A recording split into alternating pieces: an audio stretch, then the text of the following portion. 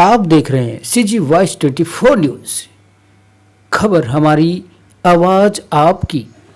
राजनांदगांव में गृह मंत्री अमित शाह ने बीजेपी नेता रमन सिंह के नामांकन से पहले की रैली। इस दौरान गृह मंत्री ने सीएम भूपेश बघेल और कांग्रेस सरकार से किए सवाल। छत्तीसगढ़ विधानसभा चुनाव के मद्देनजर भारतीय जनता पार्टी के नेता और गृह मंत्री अमित शाह ने राजनांदगांव में एक सभा को संबोधित किया। इस दौरान उन्होंने राज्य की कांग्रेस सरकार और सीएम भूपेश बघेल पर सरकार पर निशाना साधा। गृह मंत्री ने कहा, भूपेश बघेल सरकार ने तुष्टीकरण और वोट बैंक की राजनीति के लिए छत्तीसगढ़ के बेटे भुवनेश्वर साहू को लीचिंग कराकर मार दिया। भाजपा ने तय किया है कि हम भुवनेश्वर साहू के हत्यारों को उनके अंजाम तक पहुंचाएंगे और इसके प्रतीक के तौर पर उनके पिताजी ईश्वर साहू को हमने चुनाव के मैदान में उतारा है। गृह मंत्री ने कहा, मैं छत्तीसगढ़ के लोगों को याद कराने आया हूं कि इस राज्य का निर्माण हमारे प्रिय प्रधानमंत्री अटल बिहारी वाजपेयी जी ने किया था।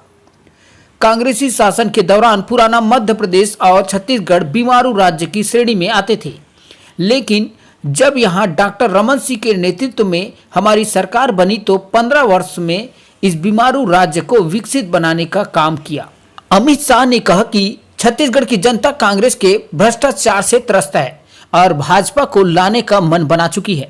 बीजेपी नेता और छत्तीसगढ़ के पूर्व सीएम रमन सिंह के नामांकन से पहले आयोजित सभा में शाह ने कहा कि आने वाला चुनाव केवल सरकार बनाने या विधायक चुनने का नहीं, अपितु मोदी जी के नेतृत्व में स्वर्णिम भविष्य वाला छत्तीसगढ़ बनाने का चुनाव है।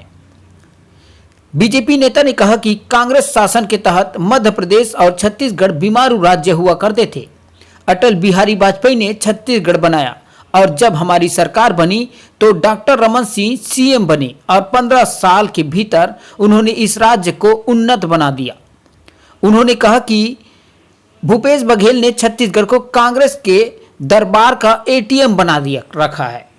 छत्तीसगढ़ के आदिवासी युवाओं के अधिकार का पैसा, दलित युवाओं के अधिकार का पैसा और पिछड़े वर्ग के युवा भाई बहनों के अधिकार का पैसा भी कांग्रेस के दिल्ली दरबार की तिजोरी में जाता है। ये भूपेश जी ने किया। मित्रों, भूपेश बघेल ने छत्तीसगढ़ को कांग्रेस के दरबार का ATM बनाकर रखा है। ATM बनाकर रखा है। छत्तीसगढ़ के मेरे आदिवासी युवा के अधिकार का पैसा दिल्ली दरबार की कांग्रेस की तिजोरी में जाता है।